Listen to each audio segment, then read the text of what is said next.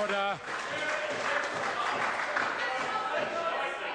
Question number 3, Dr. Russell Norman. Thank you, Mr. Speaker. Order. I've called Dr. Russell Norman. Thank you, Mr. Speaker.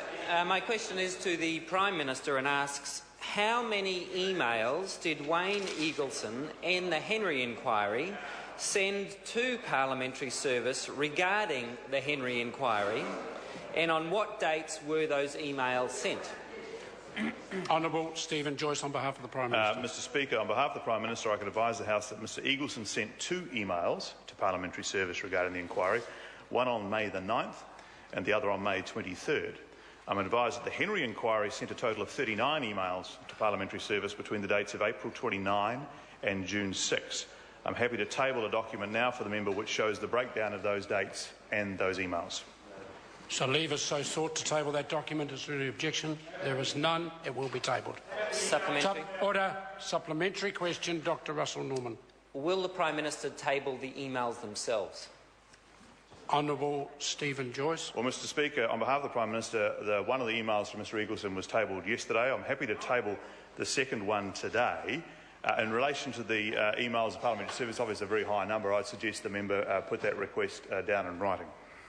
Supplementary. Supplementary question, Dr. Russell Norman. How many of those emails were in relation to Andrea Vance's records, and were those emails in relation to Andrea Vance's records from Wayne Eagleson and or the Henry inquiry?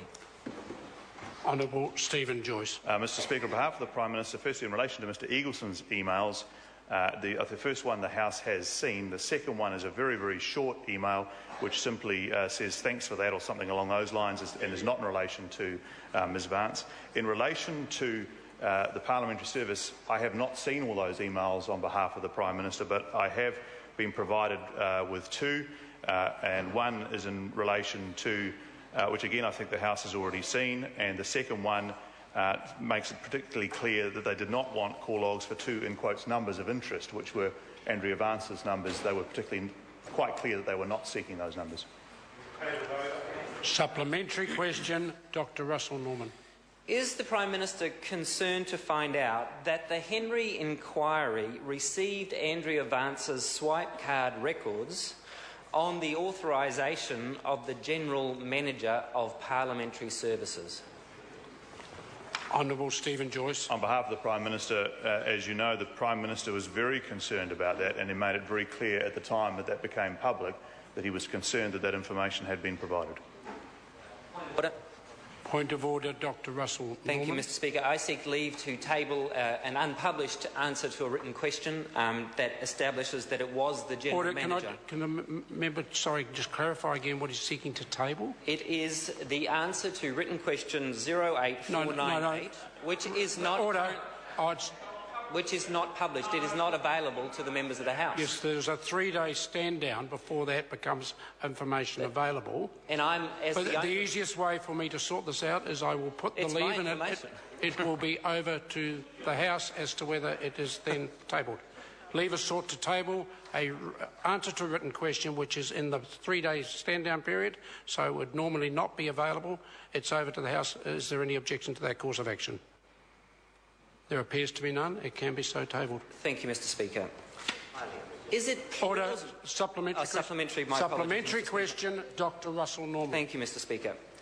Does the Minister consider that it is plausible that the Henry inquiry received Ms Vance's swipe card records after the OK by the General Manager of Parliamentary Services, the highest officer within the Parliamentary Services, well, Ms Vance's phone logs were released to the Henry inquiry by a low-level contractor? Honourable Stephen Joyce. Mr. Speaker, on behalf of the Prime Minister, it's apparent that Ms Vance's, the second part of Ms Vance's phone logs were released by somebody who wasn't authorised to do so, and in fact, as we know, the inquiry made it clear the moment they realised they'd received that information that that was not something that they had sought, and we also know that that had not been opened at any stage by the inquiry.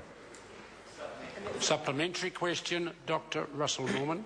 Given that we now know that the release of the movement records was escalated all the way to the General Manager of Parliamentary Services, does he consider it is much more likely that the Henry inquiry actually was given the phone records of a journalist, due to the pressure that was being applied by the Prime Minister's office on Parliamentary Services?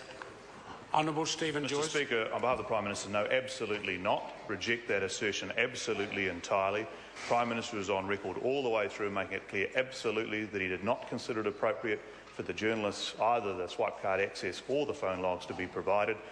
Note that that is now a matter before the Privileges Committee, and I think it is appropriate the Privileges Committee investigate that and have the opportunity to make the decisions that it sees fit. Supplementary question, Dr. Russell Norman.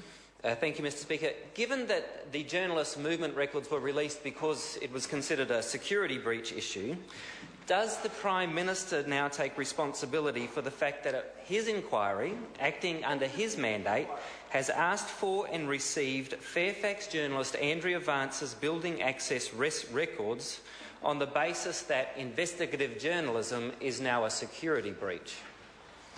Honourable Stephen Joyce. Mr Speaker, on behalf of the Prime Minister, no, I completely reject that assertion by the member as well. The Prime Minister has made it clear in regard to the building access records, the moment he was made aware of that he thought it was absolutely inappropriate, and he also made it clear all the way through that the information being sought was in relation to the ministers and not in relation to the journalist. Supplementary question, Grant Robertson. Is it correct that Andrea Vance's building access records were released by Parliamentary Services after Wayne Eagleson sent an email to them saying that they should release any other material requested by the inquiry? Honourable Stephen Joyce. Well, on behalf of the Prime Minister, as I said in answer to a previous question, I don't have the exact chronology, but again, it's not relevant because the Chief of Staff made it very clear that the information he sought was in relation to the ministers and their staff, not in relation to the journalists. Question order. Question number 4, Melissa Lee. Thank you, Mr Speaker. My question is to the Minister for Social Development.